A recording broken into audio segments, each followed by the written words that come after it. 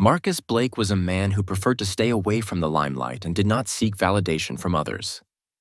At 52, he had established his life and enterprise on pillars of discipline, creativity, and unwavering determination. His agricultural technology firm, Eco Harvest Technologies, stood as his greatest accomplishment, specializing in cutting-edge vertical agriculture and water-conserving irrigation systems. Eco Harvest was not merely a company. It was his enduring legacy, demonstrating his ability to merge innovative technology with sustainable practices to make a meaningful impact on the world. Situated on an expansive, secluded estate just beyond the city boundaries, his headquarters symbolized self-sufficiency and forward thinking. The estate itself was a feat of engineering. Rows of towering glass structures housed sophisticated hydroponic systems, where vibrant plant life flourished under meticulously adjusted LED lights. Solar panels adorned the rooftops, and a state-of-the-art water recycling facility guaranteed that every drop of water was maximized for reuse. It wasn't simply a farm, it was a bastion of innovation, designed to function autonomously from the city's frequently unreliable infrastructure. For Marcus, this place was his refuge, a sanctuary where the turmoil of the outside world could not reach him. However, this semblance of control was shattered on an ordinary Monday morning. Marcus arrived at the main gate in his dark green pickup truck, a steaming coffee in a reusable mug by his side. The sun was just starting to rise, casting long shadows across the gravel driveway. At first glance, everything appeared as usual. The sleek gate stood tall, the perimeter fencing was intact, and the distant hum of machinery indicated his team was already hard at work. But then, he noticed the vehicles. 3 large white trucks, emblazoned with an official-looking emblem, were parked just inside the property line. Bright orange barricades had been erected around the entrance, and a group of uniformed officials stood in clusters, some holding clipboards and others pacing with purpose. Marcus frowned, gripping the steering wheel tighter as unease settled in his chest. This wasn't a scheduled inspection he had been informed about. He pressed the button to lower his window and leaned out, attempting to get a better view. One of the figures, a sturdy man in his 40s with a military-style haircut, noticed him and gestured in a manner that felt more authoritative than friendly. Marcus cautiously moved the truck forward until it was directly in front of the gate, but before he could speak, the man approached with a clipboard in hand. "Good morning, sir," the man said briskly, without introducing himself. "We are here to perform a compliance inspection on behalf of the local Environmental Oversight Authority. I need you to park your vehicle outside the perimeter and step out." Marcus blinked in confusion. "Compliance inspection? I wasn't notified of any inspection." The man remained unfazed. "Notice was issued through the proper channels last week. If you didn't receive it, I suggest you contact the office. For now, this area is restricted while we conduct our work." Marcus's jaw tightened. He didn't appreciate being spoken to this way, especially on his own property. "This is private land," he stated firmly. "I haven't authorized any inspection, and I certainly didn't grant access to your team." The man's expression remained unchanged, though a hint of impatience flickered in his eyes. "Mr. Blake, your property is subject to recent regulatory updates concerning agricultural sites. We are within our rights to conduct this inspection. If you don't comply, we will have to escalate this matter further." Marcus exited the truck, closing the door with a firm thud. He crossed his arms, his imposing stature casting a shadow over the smaller man. "Show me the paperwork," he demanded. The man hesitated for a split second before handing over the clipboard. Marcus scanned the document, his eyes narrowing as he read the jargon-filled text. The language was intentionally vague, referencing newly amended regulations regarding environmental safety and resource management. Nowhere did it explicitly authorize a comprehensive inspection of his property. "This doesn't grant you the authority to shut down my operations or restrict access," Marcus said, holding the clipboard back.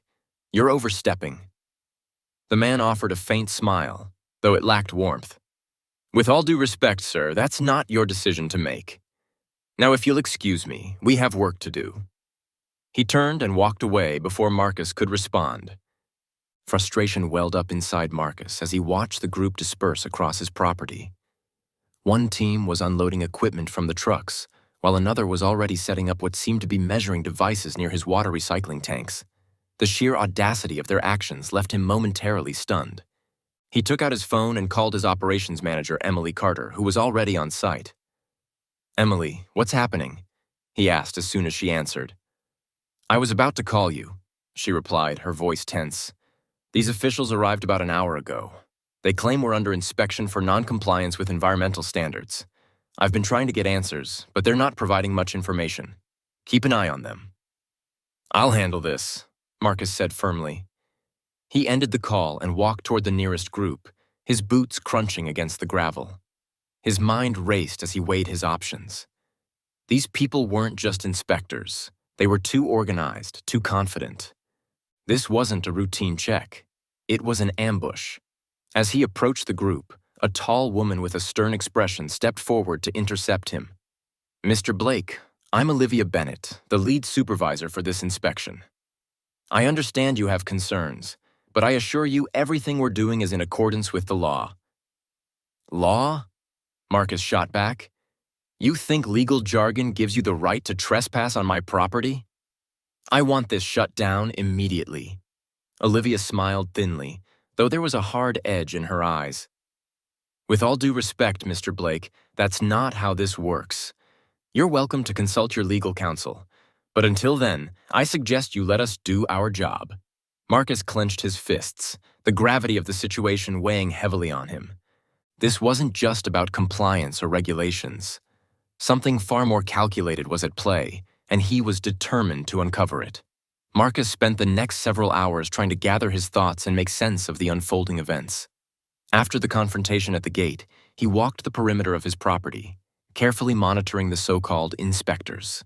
They moved with precision, setting up equipment and taking notes as if they had rehearsed every step of their operation. His employees, confused and uneasy, kept their distance, unsure how to proceed with their usual tasks, while these outsiders swarmed the site. By the time Marcus reached his office, he had observed enough to realize this wasn't merely about environmental compliance. The scale of the operation, the trucks, the teams of people, the specialized equipment, was far too elaborate for a standard inspection. He needed answers, and he needed them immediately. Sitting at his desk, he dialed his lawyer, David Sullivan, a pragmatic attorney who had managed all of EcoHarvest's legal affairs since its inception. The phone rang only twice before David picked up. "Marcus?" David said, his voice sharp and attentive. "I just received your message. What's the situation?" "I've got a problem," Marcus replied, leaning back in his chair and staring out the window at the intruders on his land. "A team from the Environmental Oversight Agency has taken over my property. They're calling it a compliance inspection, but I wasn't notified, and their paperwork is questionable at best." "Did they provide any official documentation?" David asked. "They handed me a clipboard filled with legal jargon," Marcus responded. "Nothing with a clear signature or proper authorization. It feels like they're trying to intimidate me with bureaucratic nonsense." "Send me a copy of whatever they gave you," David instructed. "I'll investigate it right away. In the meantime, don't sign anything and don't let them confiscate any equipment or materials. If they attempt to remove anything from your property, contact me immediately." Marcus ended the call and scanned the documents with his phone, sending them over to David. He then sat back, contemplating his next move. He couldn't simply wait for his lawyer to untangle the legal web while these individuals remained on his property, disrupting operations and undermining his authority. His thoughts were interrupted by a knock at the door. Emily entered the office, her expression serious. "Marcus, you need to see this." She handed him a tablet, and Marcus's stomach dropped as he viewed the live feed from one of the security cameras near the main greenhouse. Two inspectors were dismantling a section of the irrigation system, carefully unscrewing parts and placing them into labeled containers. "What are they doing?" Marcus muttered, his voice low and angry. "They claim they need to examine the equipment off-site," Emily explained. "I tried to stop them, but they said I'd be interfering with an official investigation if I did." Marcus stood abruptly, grabbing his phone and storming out of the office. He marched straight to the greenhouse, his presence immediately drawing the attention of the inspectors. One of them, a slender man with wire-rimmed glasses, straightened up as Marcus approached. "Mr. Blake," the man said in a measured tone as though addressing a stubborn child, "this equipment needs to be tested in a controlled environment to ensure compliance with environmental regulations." "You're not taking anything off this property," Marcus snapped. "Put it back where you found it, or I'll personally escort you to the gate." The man remained unflinched. "Sir, obstructing an environmental investigation is a serious offense. I strongly advise you to cooperate." Marcus stepped closer, towering over the man. "This is my property, and that equipment is my intellectual property. You don't have the authority to handle anything without a proper court order." Before the man could respond, Olivia Bennett appeared, her calm demeanor as infuriating as ever. "Mr. Blake, let's not escalate this unnecessarily," she said. "We're simply doing our job, and we have every legal right to conduct this inspection. If you'd like, we can review the regulations together." "Spare me the lecture," Marcus retorted. "You're not taking anything, and if you don't leave my equipment alone, I'll have my security team escort you off the premises." Olivia's smile remained steady, but her eyes held a hard edge. "Very well," she said. "We'll note your lack of cooperation in our report, but I advise you to reconsider. Resistance rarely pays off in situations like this." Marcus clenched his fists, forcing himself to remain calm. He knew she was trying to provoke him into making a mistake that could be used against him. Without another word, he turned and walked away, signaling Emily to follow. Back in the office, Marcus's phone buzzed with a message from David. He opened the email and quickly reviewed its contents. "Marcus, I've examined the documents you sent. The language is deliberately vague, but they're referencing a new set of local ordinances passed last month. It appears these ordinances were specifically designed to target properties like yours, large-scale agricultural operations with advanced water systems. I'm investigating the individuals behind this, but it will take time. In the meantime, don't allow them to remove anything off-site and document all their actions." Marcus's frustration deepened as he read the message. This wasn't a random inspection. It was a coordinated attack. Someone had orchestrated this using legal loopholes and ambiguous regulations to gain control of his property. "Olivia," he said, looking up from his phone, "I want you to document every move they make. Get photos, videos, anything you can." Emily nodded. "Understood." "What's the plan?" Marcus asked, taking a deep breath, his mind racing. "First, we secure our critical systems, move the backups for the irrigation software to the off-site server, and lock down the control room. Second, I want every employee briefed on what's happening. No one speaks to these officials without my approval." Emily hesitated. "Do you think they'll target the data?" "I don't know," Marcus admitted, "but I'm not taking any chances." As the day progressed, the tension increased. The inspectors continued their work, setting up equipment and taking samples without providing any explanations. Marcus's employees grew more uneasy, their usual routines disrupted by the constant presence of strangers. By late afternoon, Marcus received another call from David. "I have some preliminary findings," David said. "The ordinances they're citing were pushed through by a coalition of local officials and a private environmental consulting firm called TerraPlan Consultants." "TerraPlan Consultants," Emily echoed, frowning. "I've heard that name before." "You should have," David replied. "They're a front for the Stonegate Ventures, one of the largest investment firms in the state. Stonegate has been aggressively acquiring agricultural land over the past 2 years, targeting properties with strategic value. Water access, renewable energy systems, you name it." Marcus felt a surge of anger but forced himself to stay focused. "So this isn't about compliance, it's about forcing me out." "Exactly," David confirmed. "They're using the ordinances as a pretext to make your operations untenable. If they can't shut you down outright, they'll inundate you with fines and red tape until you have no choice but to sell." Marcus took a deep breath. "What are my options?" "For now, we fight this legally," David advised. "But you need to be prepared for a long battle. These people are playing the long game and have significant resources." Marcus hung up, his mind racing.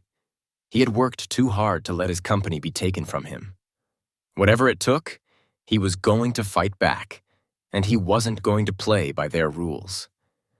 As the sun set, casting long shadows across the property, Marcus Blake knew he was running out of time.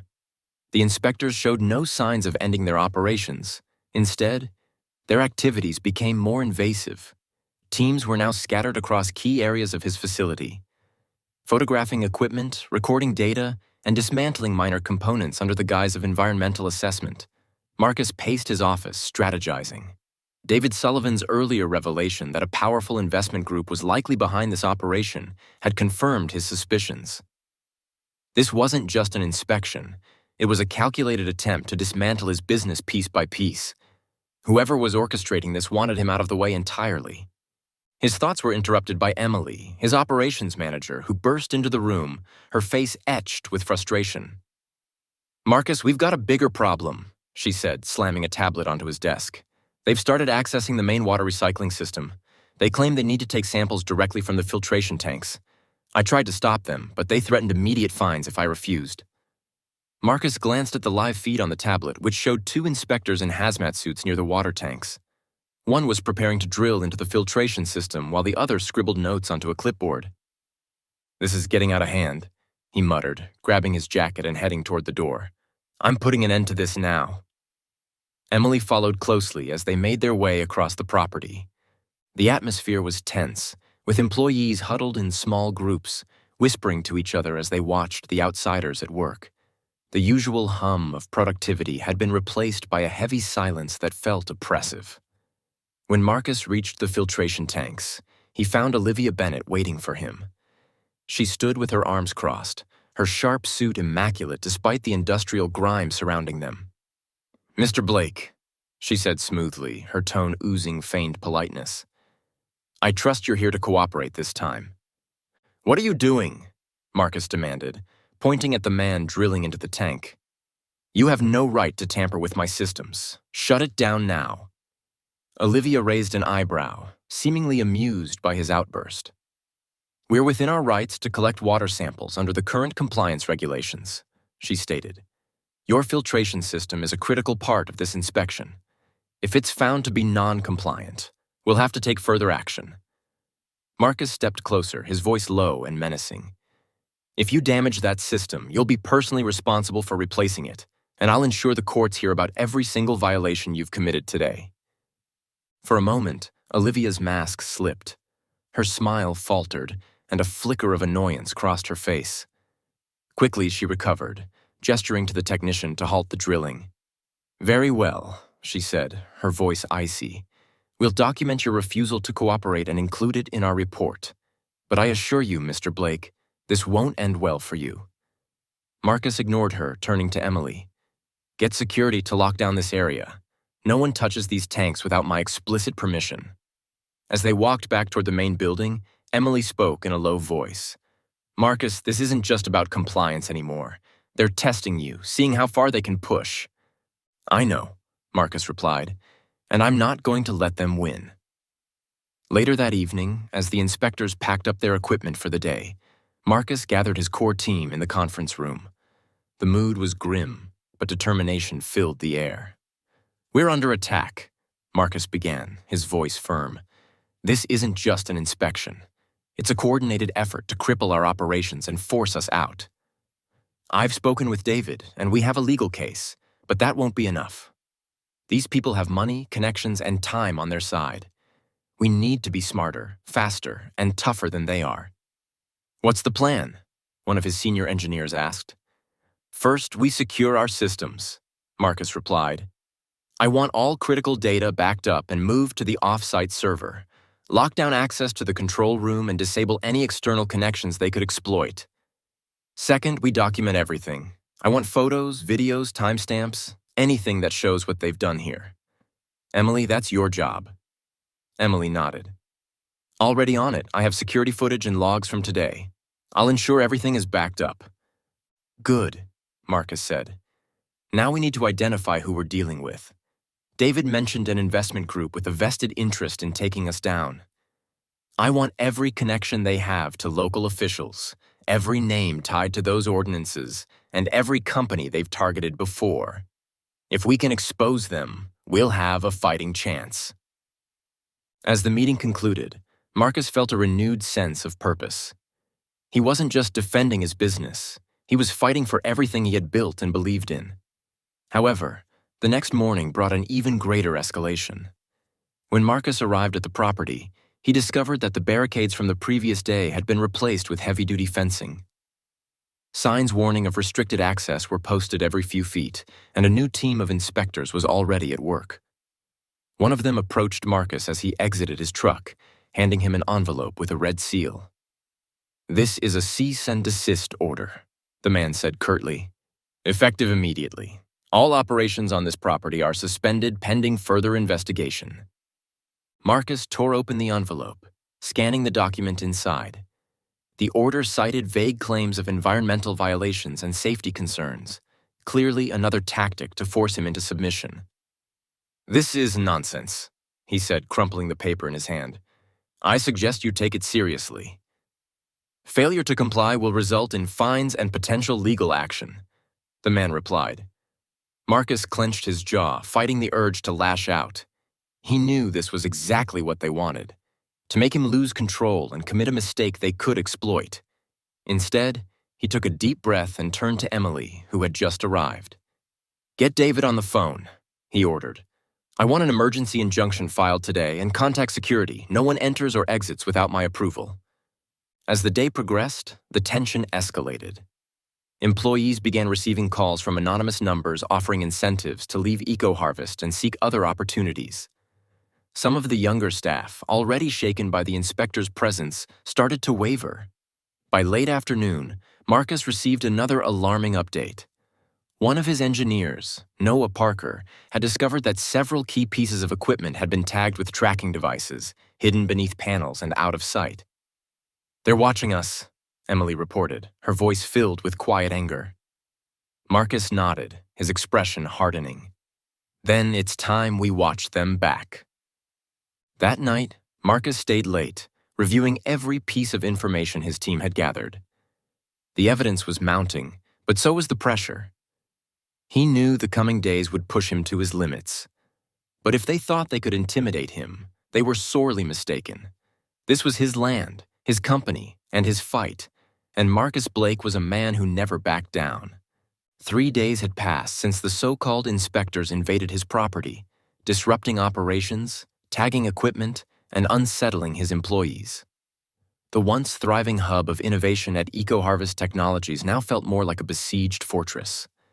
Every corner of the estate was monitored, every move scrutinized, and every action questioned by the outsiders who acted as though they owned the place. The injunction filed by his lawyer, David Sullivan, had bought some time, temporarily halting the inspectors' most aggressive actions, but it hadn't stopped them entirely. They continued to linger on the outskirts of the facility, conducting what they called observational assessments and documenting every inch of the land. Meanwhile, the cease and desist order still loomed, preventing Marcus from resuming normal operations. It was a calculated move, applying just enough pressure to drain the business without crossing into outright illegality. As he reviewed the latest report from Emily, his operations manager, Marcus's mind buzzed with questions. Who were these people? What did they truly want? And why had they gone to such lengths to target him specifically? The answers remained frustratingly elusive, but one thing was clear. This wasn't just about compliance or environmental concerns. This was personal. Emily entered the room without knocking, her tablet in hand and a determined look on her face. "Marcus, you need to see this," she said, placing the tablet on his desk. The screen displayed a series of photos taken by the security team the previous night. At first glance, they appeared to be innocuous, grainy images of inspectors moving equipment or setting up devices. But Emily zoomed in on one particular shot and Marcus's eyes narrowed. The photo showed 2 inspectors standing near the main water recycling tanks. One held what seemed to be a standard environmental sensor, while the other was crouched low, adjusting something metallic that blended into the gravel. "What is that?" Marcus asked, leaning closer. "We're not entirely sure," Emily replied, "but one of the guards found a similar device buried near the western perimeter this morning. It's some kind of high-frequency transmitter, likely used for real-time data collection. Marcus's jaw tightened. So they're not just inspecting us, they're spying on us. It gets worse, Emily said, swiping to another image. This one shows a drone hovering over the property, its dark silhouette barely visible against the night sky. We've confirmed at least 2 drones conducting aerial surveys. They're mapping the entire estate. A cold knot formed in Marcus's stomach. This wasn't an inspection. It was reconnaissance. Someone was gathering detailed information about EcoHarvest's layout, infrastructure, and operations. But for what purpose? Before he could ponder further, his phone buzzed with an incoming call from David. Marcus put the phone on speaker and gestured for Emily to stay. "David," he said, "tell me you've got good news." "Depends on how you define good," David replied, his tone clipped. "I've been digging into the ordinances they're using to justify this operation. They were pushed through by a coalition of local officials and a private consulting firm called Terraplan Consultants." "Terraplan Consultants," Emily echoed, frowning. "I've heard that name before." "You should have," David said. "They're a front for the Stonegate Ventures, one of the largest investment firms in the state. Stonegate has been aggressively acquiring agricultural land over the past 2 years, targeting properties with strategic value. Water access, renewable energy systems, you name it." Marcus felt his blood run cold. "The pieces are finally falling into place. So this is about the land," he said. "They're trying to force me out so they can take over." "Exactly," David confirmed. "Stonegate uses Terraplan Consultants to create regulatory pressure on their targets, making it impossible for owners to operate. Once the business is crippled, they swoop in with lowball offers to buy the property. It's efficient, ruthless, and technically legal, at least on paper." "Not this time," Marcus declared, his voice steely. "I'm not selling. I don't care what it takes." "That's the spirit," David replied. "But you need to be smart about this. I've filed a request to review their permits, but it'll take time to go through the courts. In the meantime, document everything. If we can prove they're overstepping their bounds, we'll have a case for damages," David added. After ending the call, Marcus sat in silence for a moment, processing the implications. Stonegate wasn't just a competitor. They were predators, systematically dismantling businesses like his to expand their own empire. And now they had set their sights on EcoHarvest. Determined not to let them win, Marcus convened a meeting with his senior team that afternoon. The mood was tense, but his determination was contagious. "Here's the plan," he began. "First, we're going to secure every critical system on this property. Emily, I want the E-team to conduct a full sweep for any additional transmitters or devices, lock down our servers, and encrypt all sensitive data. Second, we need a complete inventory of our equipment. If anything has been tampered with, I want to know immediately." Emily nodded, already taking notes. "What about the drones?" she asked. "I'll handle that," Marcus responded. "We have a few counter-surveillance tools in storage. It's time to put them to use." The next few hours were a whirlwind of activity as Marcus's team mobilized to implement his plan. Meanwhile, Marcus focused on the drones. He retrieved a portable signal jammer from the storage shed, a piece of equipment he had acquired years ago but never thought he'd actually need. That evening, as the sun set below the horizon, Marcus stood on the roof of the main building, the signal jammer in hand. Sure enough, the drones returned, their faint hum barely audible over the rustling of the trees. Marcus activated the jammer, watching with grim satisfaction as one of the drones abruptly veered off course and crashed into the nearby woods. It was a small victory, but it gave him a sense of control in an increasingly chaotic situation. The following day brought an unexpected twist. One of Marcus's engineers, a meticulous man named Noah Parker, discovered something alarming during a routine inspection of the western greenhouse. Hidden beneath a panel near the foundation was a small, unmarked container. Inside were several documents, blueprints, maps, and what appeared to be a detailed proposal for a new development project. Marcus spread the documents across his desk, his eyes scanning the pages with growing disbelief. The proposal outlined plans for a high-end residential community complete with luxury amenities and private access to a water reservoir that would be built on EcoHarvest's land. The Stonegate Ventures logo was prominently displayed in the corner of each page. "They're already planning the takeover," Emily said, her voice filled with anger. "They're not just planning it," Marcus replied. "They're counting on it. These individuals think they've already won." As he stared at the documents, a spark of determination ignited within him. This was more than a fight for his company. It was a fight for everything he stood for. If Stonegate wanted a war, they were about to get one. The next morning brought an unsettling calm to the property, as if the storm of the past few days had suddenly paused. But Marcus knew better. Stonegate and their proxies weren't done by a long shot. Their methods were calculated and methodical, and Marcus understood this was merely the eye of the storm. Still, the eerie quiet gave him and his team a chance to regroup and prepare for what was coming next. In his office, Marcus pored over the blueprints and development plans discovered in the unmarked container the previous day. The details were chillingly specific. The proposal outlined a timeline for transforming EcoHarvest's property into a sprawling luxury residential enclave, complete with artificial lakes, private gardens, and a community center that would replace his greenhouses. It was a vision of complete erasure. Everything Marcus had built would be wiped away as if it had never existed.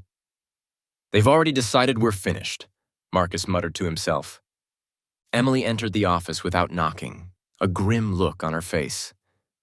"We've got another problem," she said, placing a tablet on the desk. "One of our employees just quit, Jason from the engineering team. He said he couldn't handle the pressure." Marcus's brow furrowed. Jason has been with EcoHarvest for years and is one of our most reliable engineers. Did he mention why? Emily hesitated, then sighed. He mentioned getting an offer from an unnamed consulting firm. It was too good to pass up. Higher salary, relocation expenses, the works. "Sounds like Stonegate got to him," Marcus declared, clenching his fists as a surge of anger rushed through him. "It's not enough for them to attack the company. They're actively picking off our people, sowing doubt and disloyalty among the team. We can't afford to lose anyone else," he said firmly. "Call a meeting with the staff. I need to address this head-on." An hour later, the employees gathered in the main conference room, their expressions a mix of apprehension and exhaustion. Marcus stood at the front, his hands gripping the edges of the table as he looked around the room. "I know this hasn't been easy," he began. "The past few days have been some of the most challenging we've ever faced as a company. But let me make one thing clear. EcoHarvest is not going anywhere. These individuals think they can intimidate us, divide us, and force us out. They believe we'll roll over and let them take everything we've worked for, but they're wrong." He paused, letting his words sink in. "I can't promise this will be over soon, and I can't promise it'll be easy. But I can promise you this. We are going to fight back, and if you're willing to stand with me, we'll come out of this stronger than ever." The room was silent for a moment. Then Emily stepped forward. "I'm with you, Marcus," she said, her voice steady. "We all are." The employees nodded in agreement, and Marcus felt a glimmer of hope.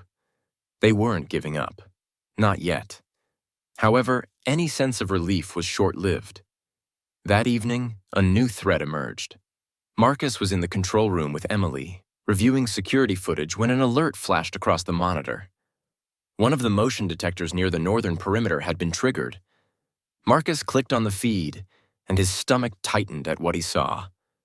Two figures in dark clothing were moving along the fence line, carrying what looked like bolt cutters. They were careful, staying in the shadows and avoiding the security cameras as much as possible. But their intent was clear. They were trying to break in. Marcus grabbed his phone and called the head of security, James Turner. "We've got intruders on the north side," he said. "Take a team and intercept them. I want them caught, not scared off." Within minutes, James and two guards were on the move. Marcus and Emily watched the live feed as the security team approached the intruders, using the cover of darkness to their advantage. The figures were focused on cutting through the fence and didn't notice the guards until it was too late. James and his team moved in swiftly, subduing the intruders without a struggle. When the guards brought them back to the main building, Marcus got his first look at them. Two young men, both in their 20s, dressed in black tactical gear. They refused to answer any questions, remaining silent as the guards searched them. Emily pulled a phone from one of their pockets and handed it to Marcus. "Let's see who sent them," she said. Marcus unlocked the phone and scrolled through the recent messages. Most were cryptic, but one stood out, a set of instructions detailing how to disable the property's water recycling system. The message was signed with a single letter. A. Terraplan Consultants, Marcus said, his voice low. They're not even trying to hide it anymore. The intruders were handed over to the local police, but Marcus knew they wouldn't talk.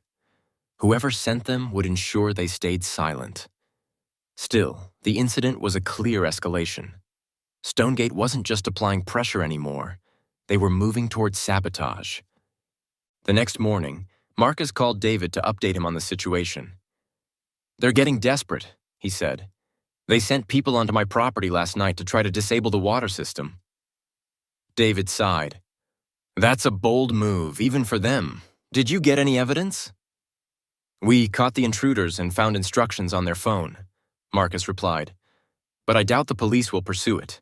They're too entangled with local politics, and Stonegate's influence is too extensive." "Then we'll have to handle this ourselves," David said. "I have a contact at a federal agency who might be willing to look into this. If we can prove Stonegate is engaging in illegal activity, we can shut them down for good." As the call ended, Marcus felt a renewed sense of purpose. The fight was far from over, but he finally had a path forward. That afternoon, as Marcus reviewed the latest reports, Emily entered the office with an envelope in her hand. "This just arrived?" she said, her expression uneasy.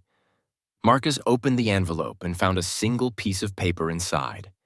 It was a message, typed in bold letters. "Sell your land while you still can." The threat was clear, but instead of fear, Marcus felt a surge of defiance. "I'm not going to let them win," he said quietly. "Let them come," he added. "They're going to regret ever starting this." The air was thick with tension as Marcus stood in the dimly lit control room, staring at the map displayed on the monitor. It showed his property and the surrounding area with every sensor, camera, and checkpoint marked in sharp detail. For days, the assault on his business had escalated. Threats, sabotage, and now a direct attempt to cripple his water recycling system. Marcus knew he was running out of time. Stonegate and their proxies weren't going to stop until they had everything. Emily entered the room, her tablet in hand. "We just got confirmation," she said, her voice tight. "The injunction hearing has been scheduled for tomorrow morning. David says it's our best shot at freezing their operations." Marcus nodded, his jaw set. "And the equipment inventory?" "Completed," Emily replied. "We found 3 more tracking devices embedded in the soil sensors near the east greenhouse. Whoever's behind this knows exactly what they're doing." Marcus leaned on the table, his fingers gripping its edge. "It's not enough to defend ourselves anymore. We need to strike back." That night, Marcus and his security team prepared for what felt like a final stand.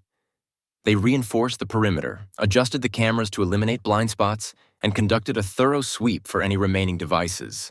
But as the preparations continued, an idea began to form in Marcus's mind.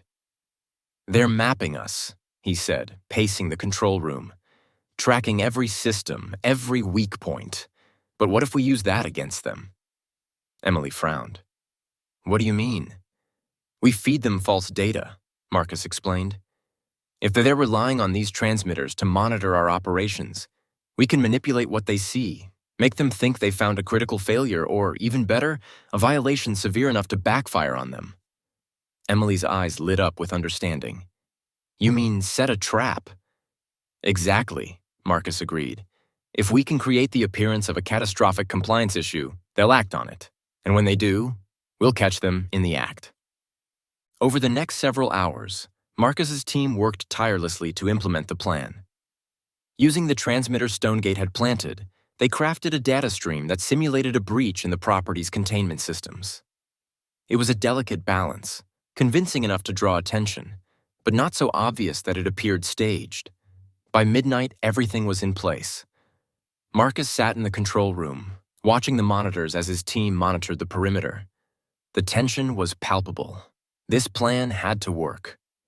Shortly after 2 a.m., the first alert came.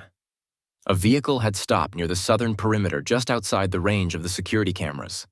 Moments later, 3 figures emerged from the shadows, their movements swift and practiced. "They're here," Emily said, her voice low but steady. Marcus watched as the intruders made their way toward the east greenhouse, the same area the false data had highlighted as compromised. They carried tools and small devices clearly prepared for sabotage. "Let them get to the target," Marcus instructed. "We need to catch them red-handed." The intruders reached the greenhouse and began working quickly, dismantling parts of the structure and planting what appeared to be small charges. Marcus's stomach churned at the sight. These weren't just saboteurs. They were setting the stage for a disaster that would justify a full shutdown of EcoHarvest's operations. Once they were fully engaged, Marcus gave the signal. Within seconds, the security team moved in, surrounding the intruders with practiced precision.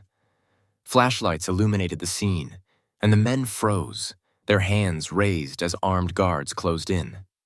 "Don't move," James, the head of security, ordered. The intruders were disarmed and restrained, but it wasn't until their equipment was searched that the full scope of the operation became clear.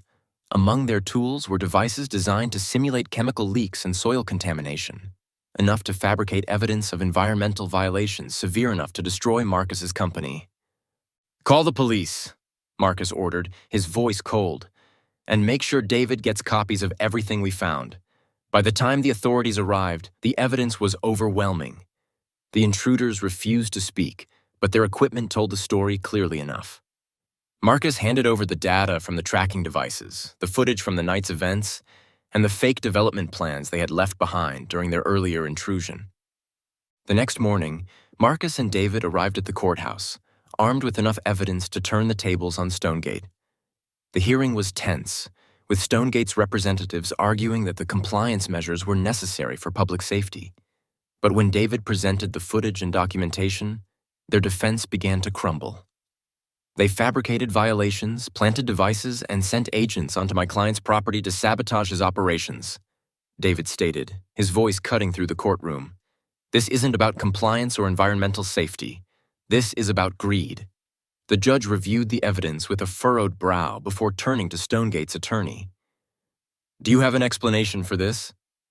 The attorney stammered, clearly caught off guard. We were following standard procedures." "Standard procedures don't include sabotage and planting false evidence," the judge interrupted. "This case warrants further investigation."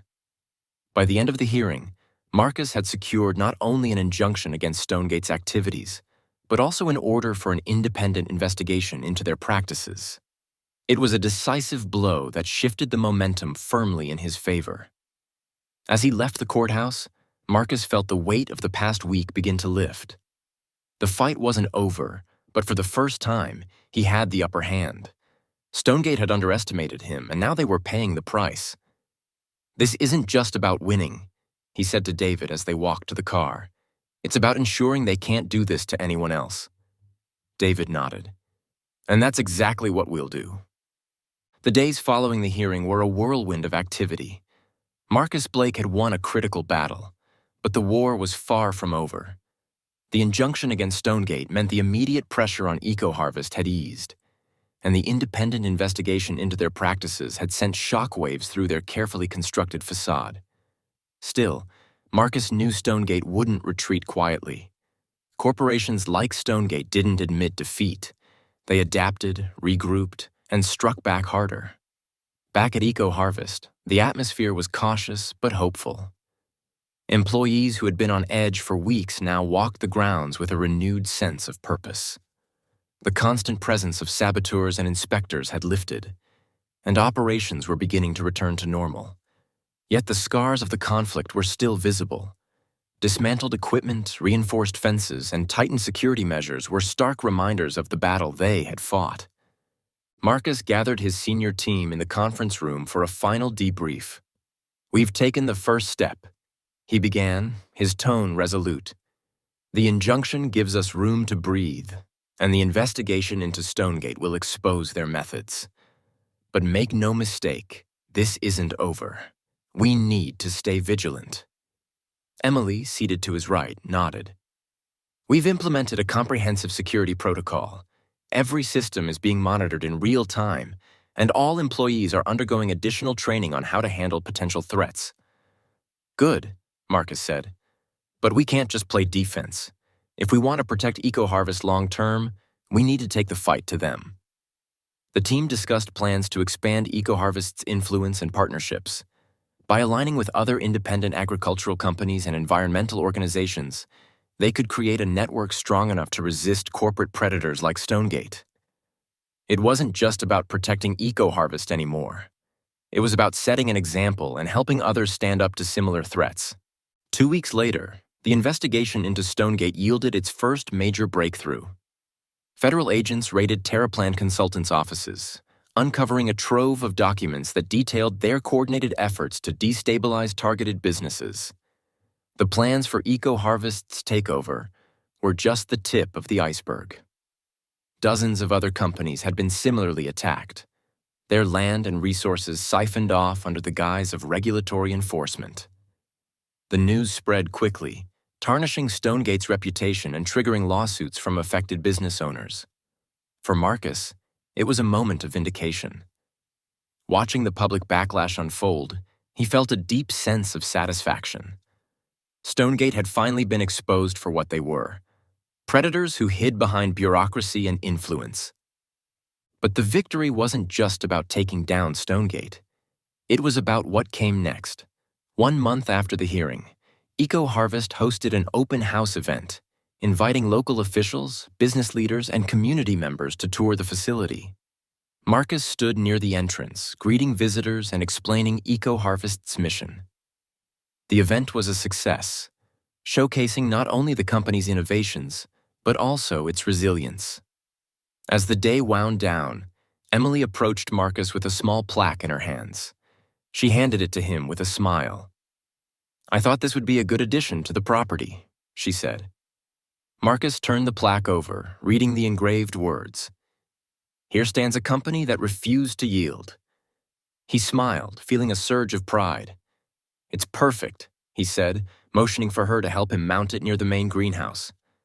As he stood there, watching the late afternoon sun cast its golden glow over the estate, Marcus reflected on how far they'd come.